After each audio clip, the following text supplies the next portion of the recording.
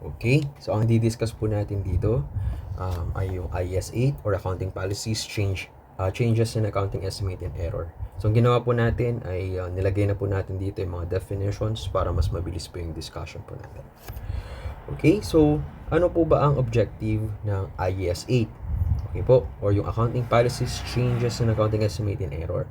So basically po, ang primary objective po nito or yung primary goal nito is to enhance the relevance, reliability, and comparability of the entity's financial statement.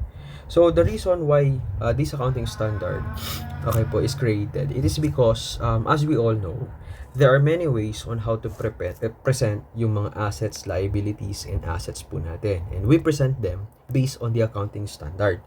Okay po. So dapat kasi they are properly presented based in accordance to specific guidelines used by the entities. Okay? But there are some cases kasi na yung mga particular standard na yun ay hindi na nag-a-apply. Okay? So magpapalit na sila ngayon. Ang tawag natin sa kanila ay change. Okay? In accounting policies or estimate. So kapag nagkaroon ng changes, ano ba yung gagawin ni entity? Okay? How do they going to account? Automatic ba na kapag halimbawa nagpalit sila? Like for example, di ba ang accounting standard natin for inventories are PAS 2. At alam natin, under PAS 2, we can present our inventory subsequently, okay po, using FIFO method or first in, first out, or using weighted average. Now, what if during the start, at the commencement or the creation of the business, they are using FIFO, but eventually they decided to use weighted average na after 5 years kasi yun yung more accurate na presentation ng inventory. Yun yung sa tingin ng board. So anong gagawin nila? Kapag halimbawa, dahil ginamit nila yung FIFO for the first 5 years, automatic na, mag-waive na lang tayo. Basta gamitin na natin kaagad si waive ng 6th year. Ganun ba siya? Okay po. Or meron tayong sinusundan na flow. Okay? So, para malaman mo yon, eto po yun. Si IAS 8 or si Accounting Policies, Change in Accounting Estimate, and Errors. Okay po? So, it achieves this by setting out a criteria for selecting, changing accounting policies and specific account treatment and disclosure for 3 distinct events. So, meaning to say, these events are the one, okay po, that triggers this accounting standard na mag-a-apply. Okay, ano itong mga to? If there are changes in accounting policies, changes in accounting estimates, and corrections of prior period errors, or also known as error correction ang tawag. Okay po, so isa-isahin po natin ito, no? So let's start with the accounting policies. Okay, bago natin intindihin ano ba yung gagawin natin if there are changes in accounting policies, aralin muna natin or we try to understand first what is an accounting policy. Okay po? Para mas maintindihan natin anong gagawin natin pag nagkaroon na ng changes in accounting policy. Pag sinabi po natin accounting policies, okay, these are the specific principles, bases, conventions, rules, and practices that an entity applies in preparing and presenting. Yan. Prepare mo, pinapresent natin sa ating financial statement. So, meaning to say, ito po yung guidelines or principles na sinusundan ng entity on how do they want to account yung kanilang mga assets, liabilities, and equity. Okay? Ano po ba yung mga example nito? Like for example, alam natin, si inventory, pwede nga po natin siyang inventory, pwede natin siyang i-present based on accounting standard, okay po, either FIFO or weighted average. Okay po. Ang tawag natin dito, halimbawa, sabi ng entity, upon incorporation, kaka-create ng business, pinili ng business, gamitin natin si FIFO. Dahil pinili mo si FIFO, okay po, okay, throughout the existence of the entity, okay po, yung FIFO na yan yung gagamitin niya with similar transactions involving inventory.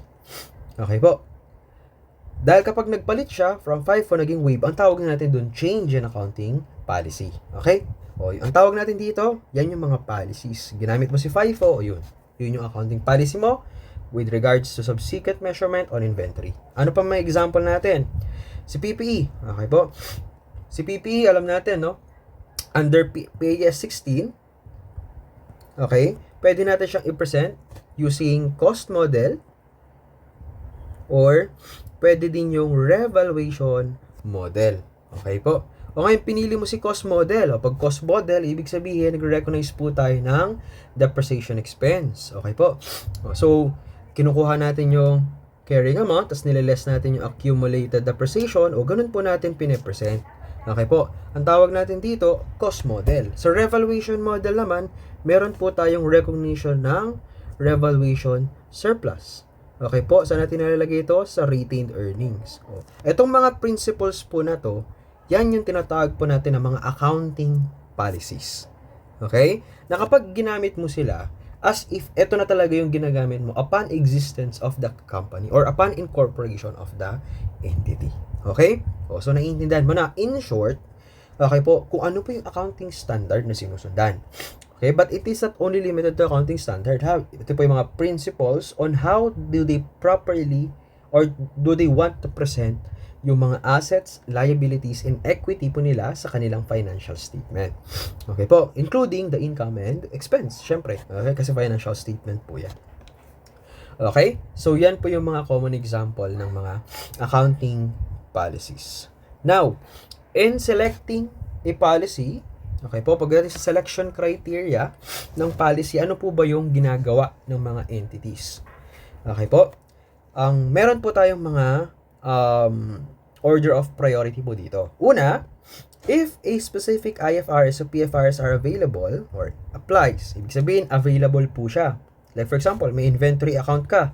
O, meron bang accounting standard that governs inventory account? If the answer is yes, yan. Ano sasabihin doon? You must follow that standard. Okay?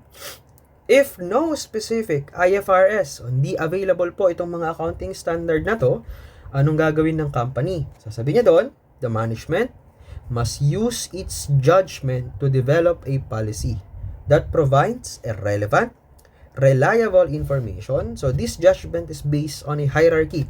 So, meron po tayong sinusundan na order of priority pagdating sa no specific guidelines or accounting standard. So, ano yun? Number 1, requirements in other IFRS dealing with similar issues. So, meaning to say, titignan mo, okay po, meron kang account, walang available na accounting standard.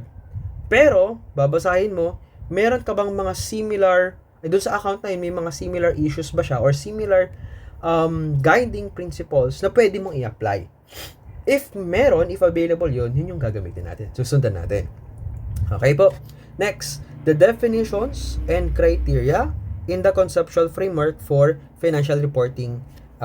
Or in short, kung wala na po talagang similar issues provided by the IFRS. Okay po, si IFRS kasi yan yung accounting standard po natin. Tsaka pa lang po natin susundan yung principles guided by the conceptual framework.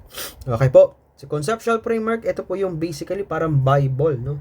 Ito yung parang Bible ng accounting standard. So, ibig sabihin, hindi sila pwedeng mag-create ng accounting standard that does not conform with the conceptual framework. Okay? So, yan po yung susundan mo if walang accounting standard. Okay po? Now, if wala pa din, pag walang pre-provide or hindi natin mahanap under conceptual framework yung proper na presentation natin dun sa account na yon, pwede po natin gamitin yung procurements of other standard setting bodies such as yung US GAAP, no, if consistent with the above. Or dahil hindi tayo gumagamit ng US GAAP, minsan ginagamit natin yung GAAP lang. Okay po. Pero actually yung GAAP na yan, same lang din po yan. Okay po. So yan po yung ating order of priority. Okay po. Ulitin ko, in selecting an accounting policy, ano yung order of priority natin? Ang question doon, meron bang accounting standard na available? If the answer is yes, yun yung susundan natin. If the answer is no, okay po, meron tayong order of priority. Number 1 is, meron bang similar transactions or similar issues na pwede nating i-apply, okay, that is currently available sa accounting standard? If the answer is yes, yun yung gagawin natin. If wala, susundan natin yung sinasabi ng conceptual framework. O pag wala pa din doon, okay, tsaka pa lang po natin gagamitin yung mga other standards available from other standard setting bodies like the US GAAP. Okay? So, ayun po yung tinatawag po natin na accounting policies. Now, ano naman po yung sinabi po natin na change in accounting policy? Okay po. Sabi dito, changing a policy, an entity can only change an accounting policy if the change, ito, no, nagbago yung, kailan nagkakaroon ng change in accounting policy? Number 1, is required by new IFRS or PFRS standard, or results in more reliable, relevant information. So, this is a high hurdle and must be justified. Meaning to say, gaya na nabanggit po natin kanina, no? Bigyan tayo lang example. Okay po, si inventory na lang kasi usually yan naman po yung madalas na lumalabas sa board exam. Okay po. Kunyari, tayo po ay isang manufacturing company. Okay? Tapos, ang ginagamit po natin, nag-start yung business natin dito. Ito yung incorporation ng business natin. Ang ginagamit natin is FIFO method. Okay? Kaya lang, after 5 years, 1, 2, 3, 4, 5, okay po, dito na tayo sa 5th year, nagkaroon ng deliberation sa board of directors. Okay? So, nag-deliberate sila, sabi doon, okay po, parang hindi ata appropriate, hindi ata tama si FIFO na gamitin. Okay po? So, anong gagawin natin? Parang mas proper na gamitin si WAVE. Okay po? Mas mag-a-apply ata si WAVE na gamitin at mas proper yung presentation natin in inventory kung weighted average yung gagamitin po natin. So kapag ganun yung decision ng company, no? O syempre may mga gagawin din po silang quantitative techniques na gagamitin to really justify yung mga proper presentations ng kanilang account. Okay po. So ang tawag na natin dito ay change in accounting policy. Kasi kung titignan mo, nag-start ka ng FIFO, tapos after 5 years, pinalitan mo siya ng weighted average. Bakit? Because the WAVE presumes, based on the decision of the board, na magbibigay ng reliable, okay po, or relevant information with regards to your inventory account. Nagkakaintindihan po? Or, pwede din po sa PPE, no? Dati, ang gamit mo, cost model, no? Kaya lang napansin mo, yung mga PPE natin ay highly marketable, meaning to say, pwede silang ibenta. Okay? Kahit na mga ginagamit natin sila for businesses, at kung gusto natin siyang ibenta eventually, ay pwede nating ma-market kaagad. Okay? O sabi ng company, parang mas maganda gamitin natin si revaluation model. Ayan. So, ang tawag natin doon is change in accounting policy. Okay po? So, yan yung gagamitin mo. Or, okay po, sabi dito, it is required by the new accounting standard. Okay? Balik po tayo doon sa atin pong inventory ulit. Alam natin, ito hindi nyo naabutan, ano? Kasi ang naabutan nyo na lang is si FIFO. Pagdating kay inventory, tama? Si FIFO or WAVE. Dati po, si inventory, pwede po siyang i-present, okay po, subsequently, using LIFO. Ano po si LIFO? Yan po yung last in, first out. Okay po? Kung ano yung pinaka-recent na purchases mo, sila yung pwede mong ibenta kaagad. Okay po? Kabaliktaran siya ng FIFO, no? Kasi si FIFO, kung ano yung pinaka-una mong pinurchase, sila din dapat yung una mong i-dispose. Dito, kung ano yung pinaka-latest, okay po, or recent na purchases mo, sila yung una mong i-dispose. Okay po? O syempre, may mga advantages and disadvantages po yan, pero si LIFO ay tinanggal na po siya. Okay? The application natin for inventory. So, halimbawa, dati, ang ginagamit mo ay LIFO. Okay po? Now, upon the introduction of the new accounting standard ng inventory, tinanggal si LIFO. Sabi doon, okay po, kailangan palitan na yung LIFO. So, lahat ng nagpe-present ng inventory nila under LIFO, kailangan palitan siya ng FIFO or ng WAVE. Ang tawag natin doon, requirement na siya ng standard. Okay po? Nagkakaintindihan? So, paano po yung application po natin ng change? The application of change, pagdating sa change in accounting policy, ay retrospective application. Okay po. Application. Anong ibig sabihin, sir, ng retrospective application? Burahin lang po natin to para mas maintindihan po natin anong ibig sabihin ng retrospective. Pag sinabi po nating retrospective application, okay po, the change is applied by updating the opening balance,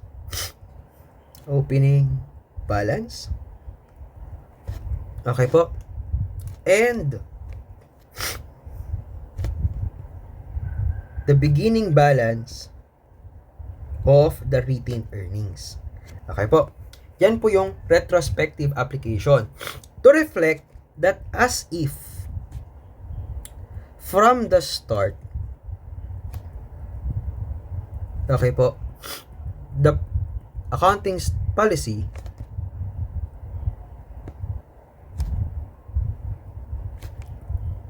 had been applied. So, meaning to say, pag sinabi po nating retrospective application, pag ina-apply po natin yung change as if yun na talaga yung ginagamit natin from the start. Okay, kaya tawag sa kanya ay retrospective. Balik po tayo dito. Okay? Sabi natin from the start, 5 po yung ginamit po natin, ano? Tapos nag-decide si entity, after 5 years, waive. Okay po? So, magbigay tayo ng values. Halimbawa,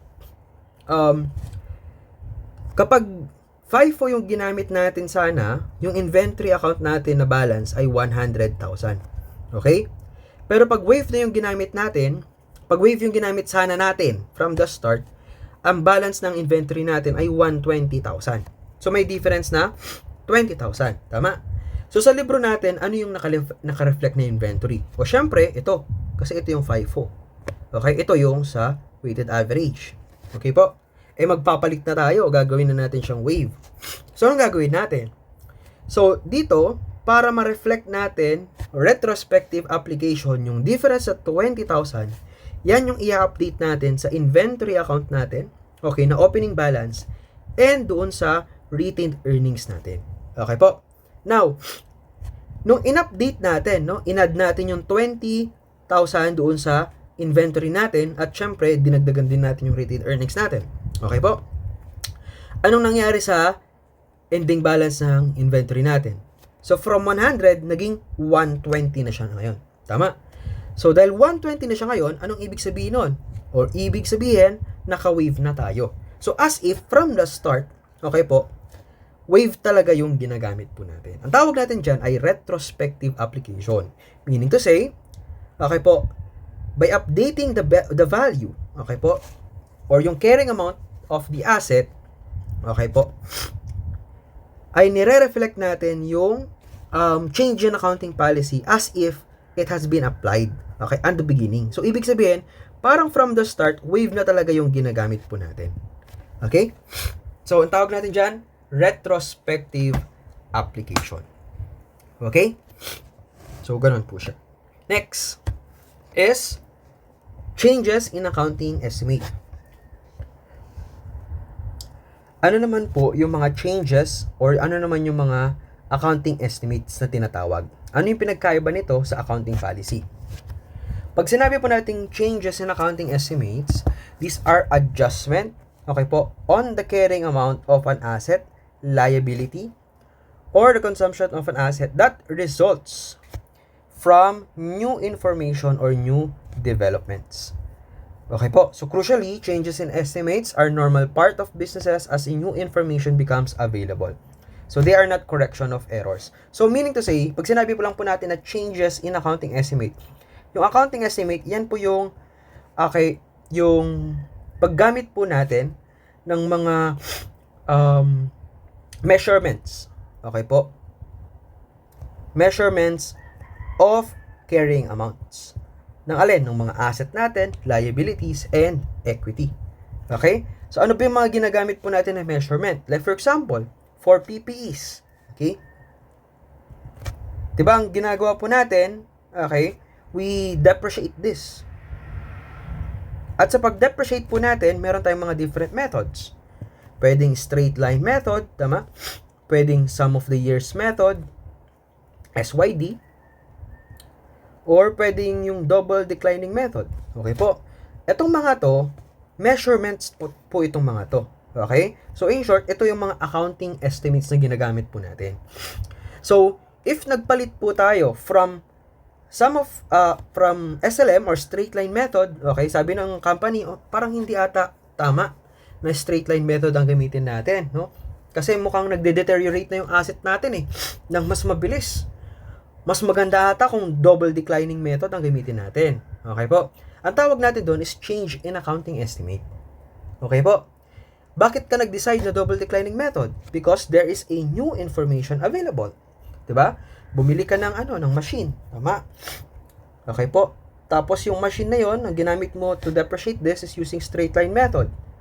Okay po. On the first year, mataas yung kanyang production capacity. Pag subsequent year, napansin mo, kumukonti na yung production niya. Okay po. Tapos the following year, lumiliit na. Tapos mas marami ng repair cost. So, ibig sabihin, mas mabilis yung deterioration niya. Parang mas maganda gamitin si double declining method. Pag ganun yung information na available, okay po, magde-decide si entity. Okay? Palitan na natin yung depreciation ng machine. From straight line, gawin natin siyang double declining method. Ang tawag natin doon ay changes in accounting estimate. Liwanag po. Okay pa example. Yung sa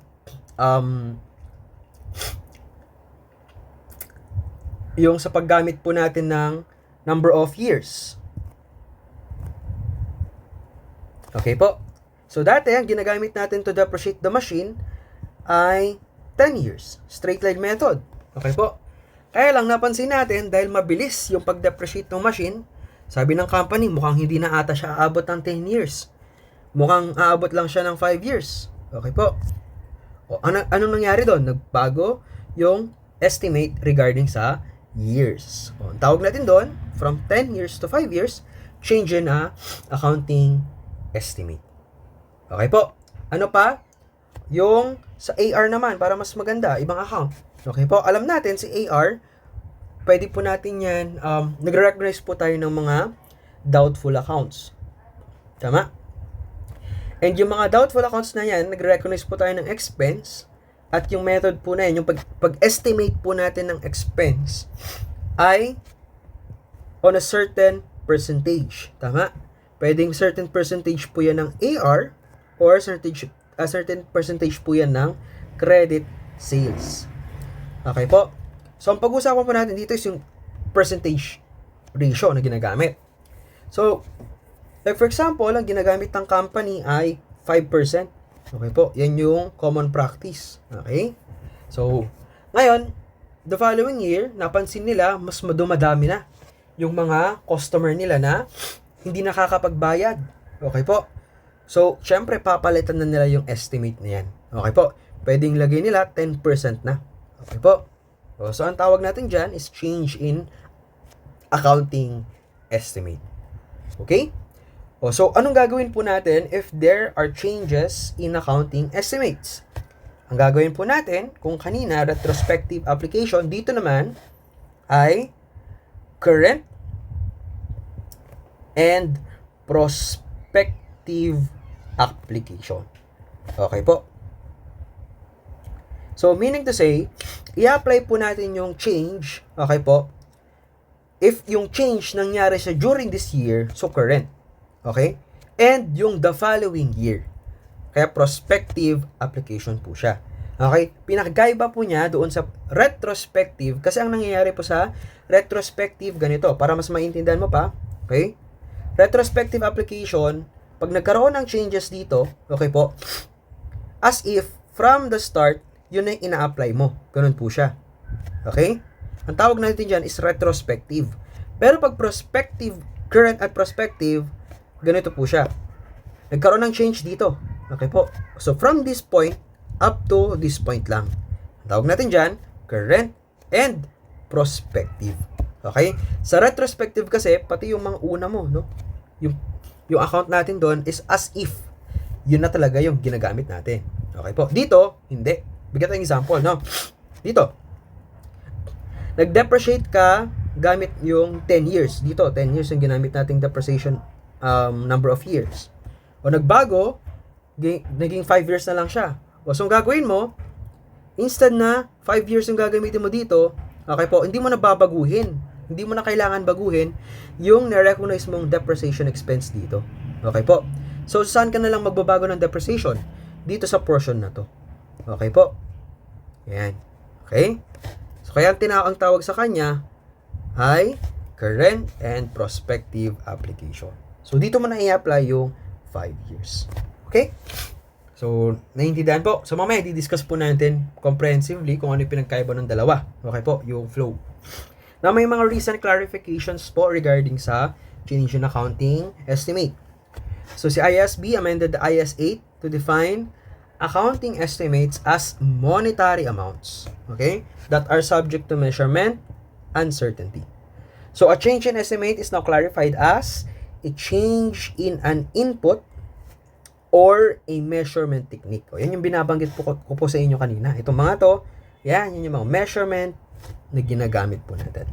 Used to develop that estimates. Example nga nito is yung mga change in valuation model, okay, for a complex financial instrument. Ito yung mga example natin. Gumagamit tayo ng SLM, SYD, okay po, double declining method, tapos papalitan mo na siya, di ba?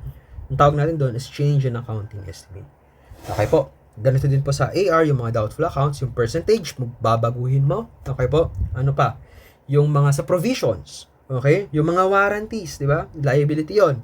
Ano ginagamit natin doon sa mga percentages? Estimate yung mga yon.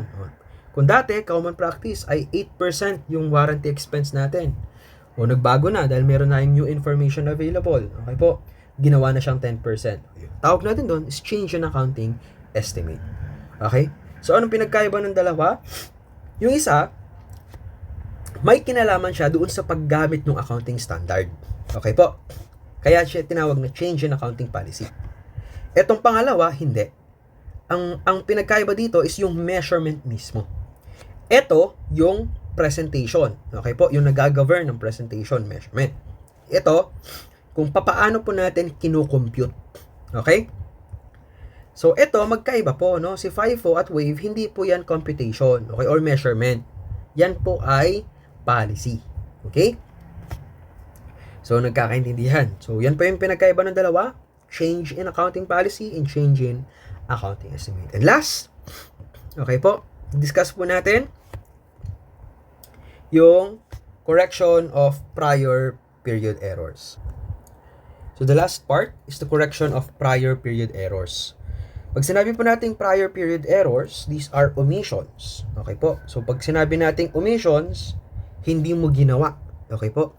May gagawin ka dapat, pero hindi mo ginawa. No? Yun yung tinatag nating omissions. From misstatements in, okay po? May ginawa ka, pero mali.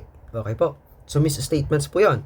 In an entity's financial statements for one or more prior periods. Okay po? So, this arises from failure to use, misuse of, or reliable information that was available when those prior statements were authorized. Okay po? Could reasonably be expected to have been obtained and used, and these mistakes not a judgment based on the new information. Meaning to say, kaya nagkakaroon po tayo ng prior period errors ay meron kang inumit. Okay po? So, ibig sabihin, meron ka dapat sundan na kunyari, dito, nag-measure dapat tayo ng depreciation expense. Okay po? O, dapat nag-depreciate ka. Kaso nakalimutan mo mag-depreciate. O, di ba? Omission yon. Tama? Okay po? Ano pa? Misstatements. Pag sinabi po nating misstatements, mali yung ginawa mo. Okay po? So, dito, kunyari, nag-depreciate tayo ng machine. Okay? Ginamit natin ay 8 years instead of 10 years. Okay po? O, bakit mo ginamit si 8 years? Hindi mo alam kasi yun yung gusto mo. Di ba? Okay po? Pero hindi yun yung sabi ng board, ng management. Di ba? O, misstatements yon. Magmamali na ngayon yung depreciation expense mo, di ba? Okay po. So, error yon. Okay po. And, ginawa mo siya, okay po, on one or more prior period. Okay po. So, ang itsura niya ganito. Okay po. Ito yung timeline natin. Ikaw yung accountant. Okay? So, sabi ng company, sige, mag-measure po tayo ng ating pong bad debt expense. Okay? Bad debt expense gamit yung percentage of sales or credit sales. Okay? So, ang ginagamit ng company, ang policy nila is 5% based on credit sales. Okay? Credit sales. Palitan natin. Gawin natin siyang 6%. Ayan. Ngayon, on the first, second, third year, ang gamit nila ay 6% lagi. Okay? Ikaw, kaka-hire ka ng fourth year. Okay po? Hindi naman nagbago. Walang changes, no? Walang changes. Ang ginamit mo is 9% kasi naduling ka. Kunyari. Okay po? Tapos, subsequent year, 9% pa din yung ginamit mo kasi nandun ka pa sa company. May nahanap ka ng iba. Okay po, umalis ka na sa company. O may bagong accountant. Okay po. O 6% yung ginamit. Tapos eventually 6% pa din. O, nagkaroon ng omission. Okay po. Ng 1 or more prior period. Ilang years? Ito yun. Yung 9 years na yan. Ang tawag natin dito sa year na yan, yan yung tinatawag natin na prior. Okay, kaya tinawag siyang last 1 or more prior years kasi prior period error. Okay po? Yan yung mga example, no? Common example po ng mga prior period errors. Okay? So, not necessarily na meron pong intent, no? Okay po? Kasi kapag meron ng intention to commit mistakes or to omit mistakes, ang tawag na natin doon ay fraud. At usually, kapag may intent, dahil sinasadya mo yun, mahirap ma-detect. Pero, in case na may fraudulent act, still, pasok po din yan po sa tinatawag po natin na prior period errors. Okay? So, now is how do we account? Okay po? Paano po natin ibabalik? Okay? Yung proper account, proper amount na dapat naka-reflect. Okay po? Ang gagawin mo, i-apply po natin yung correction similar to change in accounting policy na retrospective application. Okay? So, ganyan po siya. Ulitin ko. Okay? In summary, no, meron po tayong tatlo. Change in accounting policies. Okay? Pag sinabi natin change in accounting policy, ang pinapalitan natin mismo is yung standard na or policies na sinusundan ng company on how to present the account. Okay? Pag nagbago yon, ang gagawin po natin, retrospective application. As if the policy had been applied, okay, sa start pa lang ng business. Next, change in accounting estimate. Ito naman po yung pag-change dun sa measurement, okay, method. How do we estimate yung mga portion na ginagamit, okay, or portion na nababawas, or yung mga expense na nire-recognize po natin. Okay po? So, example natin dito, itong mga yan. Yung depreciation method na ginagamit natin, yung number of years, ayan. Yung pag-recognize natin ng doubtful accounts, okay po? So, yan yung mga common example ng accounting estimate. Paano natin i-apply yung change? Currently and prospectively. Okay? Pag sinabi natin currently and prospectively, hindi natin kailangan baguhin yung mga previous transactions or yung last prior transactions. Okay? We apply the change for the current period if the change happened in the current period and to the prospective years. Okay? Next, pag may prior period naman, prior period errors, okay, ito po yung mga commission, okay po, na nagkaroon ng misstatements sa financial statement. So, dahil meron ng misstatement sa financial statement, okay po, we correct this by retrospective application. Okay? Now, to further understand, ano po ba ang pinagkaiba ng retrospective sa prospective? Ito na po yung summary. Okay? Picturean mo, screenshot mo para meron kang guide. Okay po? Pag sinabi nating retrospective application, okay, you apply for policy changes and for prior period errors. Okay? You apply the new policy to transactions and events as if the policy had been always been used. Yung binabanggit ko po kanina. Kaya po yung timeline natin, ganyan, di ba? Okay po. Dito nagkaroon ng changes. Anong application mo? Retrospective. Ibig sabihin, as if from the start, yun na talaga yung ginagamit mo. Okay po. Hanggang sa prospective. Yan. Katawag sa kanya, retrospective. Okay po. So, anong gagawin mo kapag retrospective application? Ganito. Ito po yung steps. You adjust the opening balance of the retained earnings. O, yan yung beginning balance mo. Okay po. Beginning balance ng RE or another component of equity if appropriate for the earliest prior period presented, and you restate the comparative figures. Okay po? O yung opening balance din po nung comparative account. Kaya na example natin kanina, di ba? Yung dito. Nasaan yan? Ito. Nagkaroon ng change from FIFO, naging wave, di ba?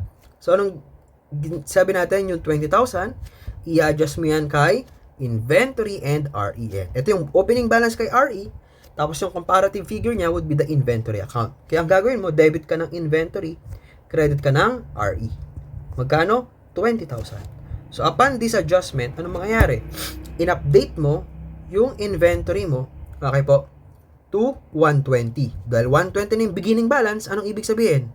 Wave yung ginagamit mo. Tama? Ang tawag natin doon, retrospective application.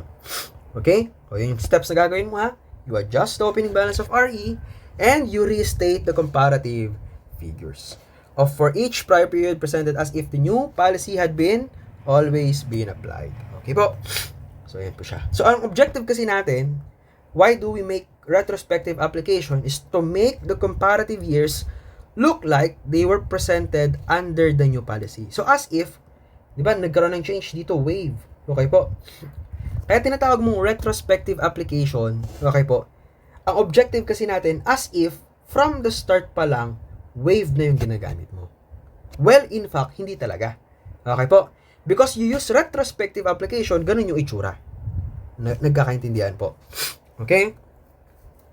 Sa prospective application naman, sabi niya dito, you do not restate the prior periods. Okay po? Wala kang babaguhin sa beginning balance ng mga inventory mo, PPE, yung mga ganun. Okay po? But rather, you apply the change from the date of restate of date the statement is revised. Kaya sabi ko sa iyo kanina, if the change happened during the current year, okay po, ito yung current year, apply mo yung change dito. Tama? Kaya tawag ko, currently and prospectively. So, anong steps natin? Recognize the effects on the change on the current period's profit or loss. Okay po? If the change affects future period, okay po, like a change in useful life, you recognize it in the current and future periods. Or yan yung tinatawag natin na current and prospective application. So, in short, kung example natin dito, ganito. Okay po? So, halimbawa, ang ginagamit natin ay SLM. Ayan. Straight line method to depreciate. Okay? Tapos dito, pagdating sa year na to, nagbago yung decision ng company. Instead na SLM, SYD na yung gagamitin. So dito mo i-apply yung SYD, mag-recognize ka ng depreciation method, ay ng depreciation expense, gamit yung SYD na dito. So mo i-apply yon sa profit or loss. Tapos, sa subsequent year, SYD na yung gagamitin mo. Kailangan mo bang palitan yung mga ni-recognize mong depreciation expense dito? Gamit yung SLM? The answer is, hindi na. No need. Okay po? Kasi nga po, ang application natin is ay prospective application. Okay po? Nagkakaintindihan? So, yun yung pinagkaiba po nila. Retrospective, as if from the start, yun na yung ginagamit natin. Okay po? Pero sa prospective, okay po, for the current year lang and sa subsequent year. Ang objective natin doon, to reflect the new information in the current, okay, and future statements as the past was based on the best information available at that time. Okay? So, ayan po lahat yung mga theory discussions na po natin regarding sa IAS 8 or accounting policies, change in accounting estimates, and errors. So, we will discuss now yung mga illustrative example po natin.